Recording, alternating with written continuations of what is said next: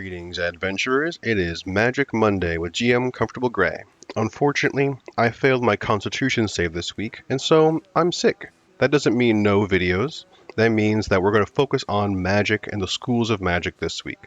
The premise is that I personally believe, as a wizard, the schools of magic are arbitrary and don't make sense. If you go across the books of decades, you can see that for a little while, we didn't even use the schools of magic, and magic was instead categorized by the source of its power rather than its effect.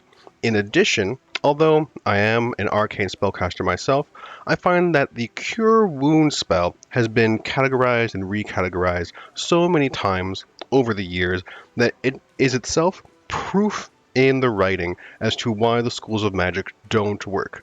Currently, it is considered an abjuration spell, and I think that doesn't really make sense because it isn't shielding, it isn't protecting, it is healing. Previously, it was usually a divine, sometimes primal, sometimes psionic, and there were also martial powers, but not martial spells that could do healing. Before that, healing was actually considered a conjuration spell, and healing was often a subtext of conjuration, which, again, I have trouble arguing for that. And finally, it was also considered evocation. And I think this makes the most sense because the Cure Wounds spell, typically, depending on which area of the multiverse you're in, you are channeling pure vital energies from one plane into the spell. And so that is the premise, and we'll go into these schools and maybe some examples a little bit more throughout the week.